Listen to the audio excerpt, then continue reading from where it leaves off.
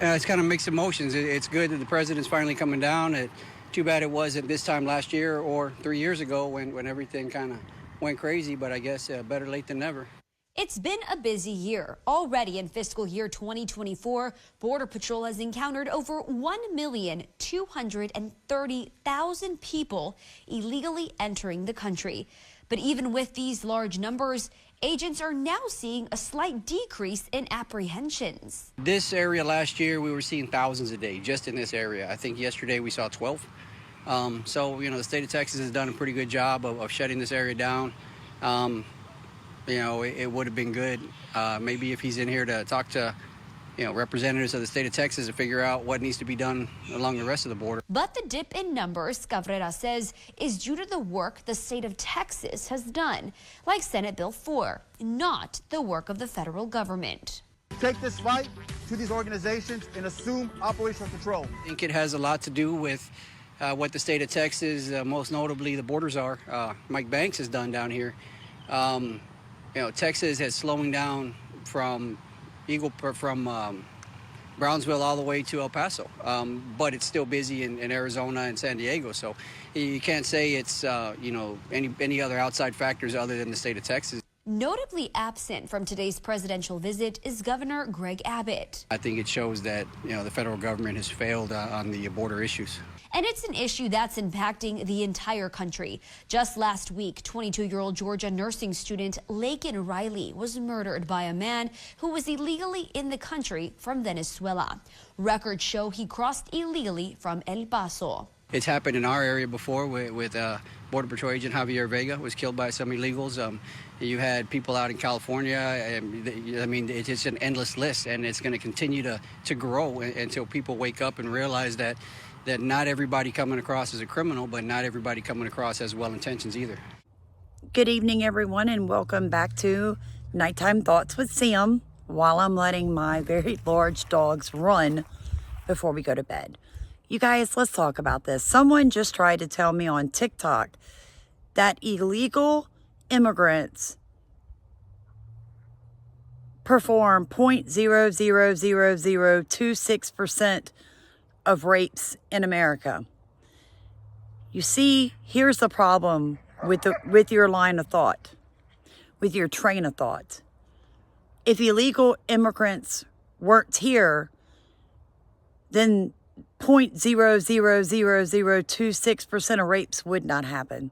One rape is too many, especially when it's little girls and boys under the age of 18. Okay? So you can always use the way they think back at them, all right? My body, my choice. Abortion. Well, that's how I feel about being jabbed with chemicals. My body, my choice. That is the thing about people who are fanatical. They can only see it their way. I like it when I hear, well, illegal aliens are here to do jobs that Americans don't want to do. Well, every job that needs to be filled in America is currently filled with an American doing that job. So are you creating new jobs for the illegals? No, of course not. Of course we aren't. We're going to lay off 26,000 military men and women, and we're going to replace them with illegal aliens.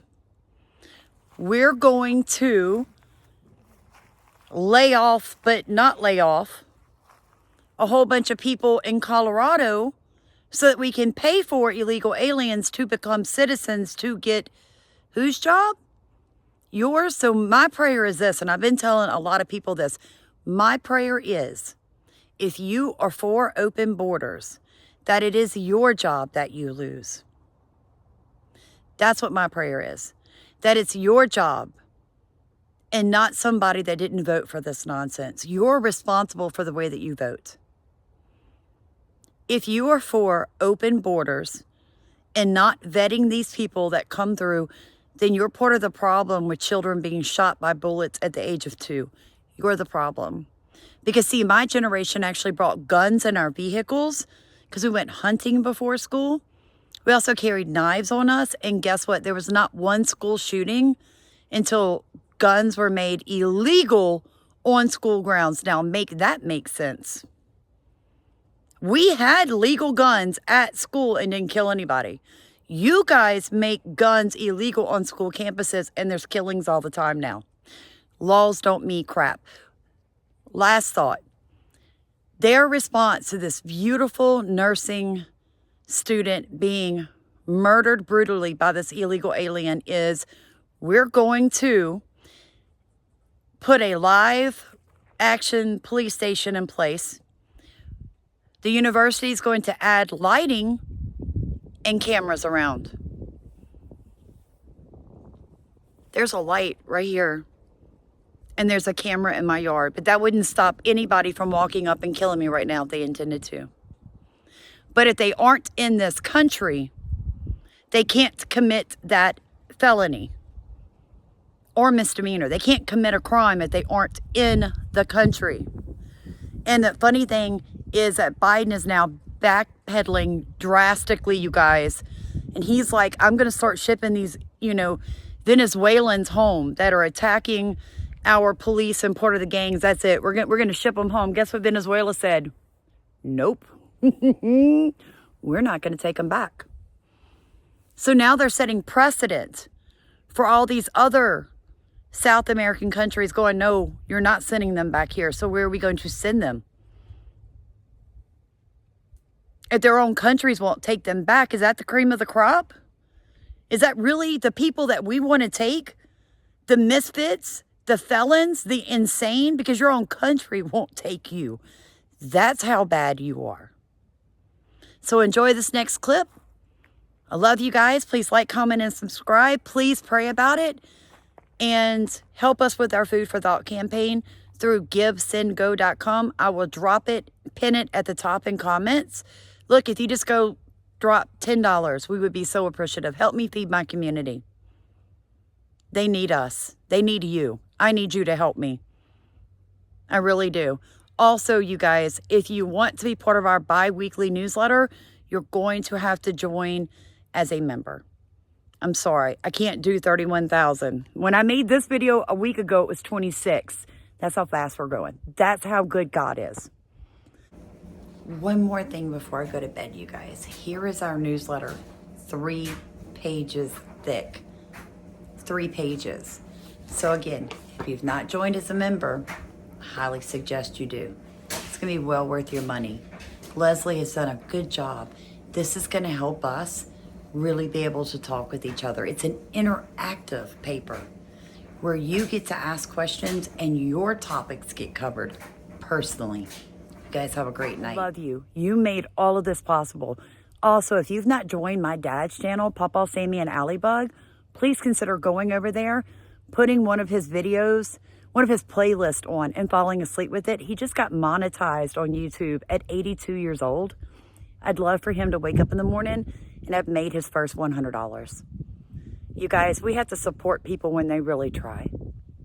And I think that's beautiful. He could be like every other 82-year-old in the world. Not every other, but you know what I mean. The majority.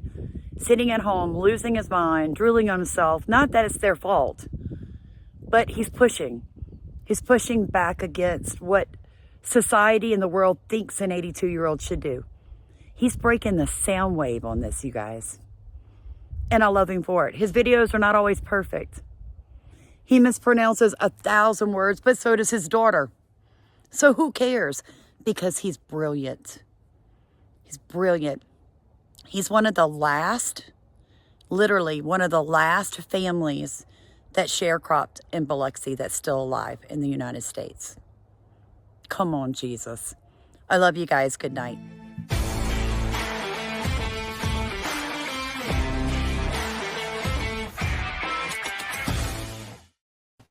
Welcome to Crossroads. Several recent crimes in New York City have been attributed to a violent Venezuelan gang known as Tren de Aragua. Now, the recent beating of NYPD officers, the one that went viral, a string of moped robberies, these have been attributed to this same gang. Yet, as the city looks to possibly deport the criminals, which you normally do, the government in Venezuela is refusing to take them back. Now, the country has halted all deportation flights. They say no returns. And this could complicate things for the United States as it looks to, possibly deal with these criminals by sending them back to where they came from. It seems that's no longer an option. Let me show you this first. Wall Street Journal says that Venezuela has followed through on a threat to stop accepting flights of migrants deported from the U.S. and Mexico. People familiar with the measures say. It says adding pressure to the President Biden as a surge in illegal migration becomes a key issue in this year's presidential election. And this is important because Biden is in the hot seat right now. He's putting on a show of maybe completing some of the border wall and saying, we're going to defend the border and only the Republicans are blocking us from doing it. Meanwhile, they're not really doing it per se. Even in fact, in California, Governor Gavin Newsom is talking about sending the National Guard to the border. You're going to be watching a show take place where they're going to pretend to secure the border because they need votes. And this is, of course, a very controversial issue. But back to this point.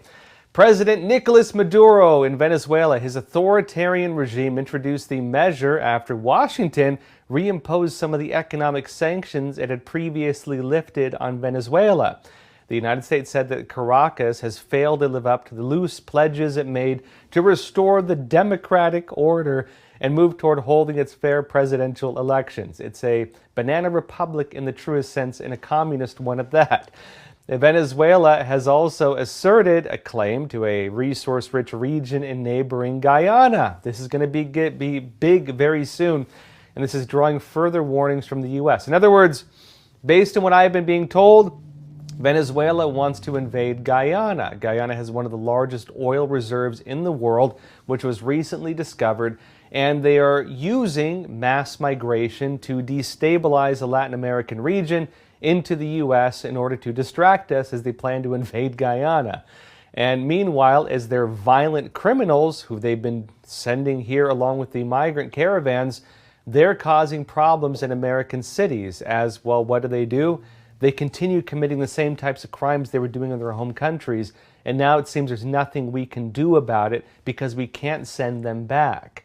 Now, this could also be problematic if Trump gets back in and tries to deport all the illegal immigrants. What happens if Trump tries deporting them and their home countries refuse to take them back? Venezuela, in a way, is creating a model for this. They say, no returns. You took them, we're not taking them back. Sorry, that's the way it is. You're stuck with them.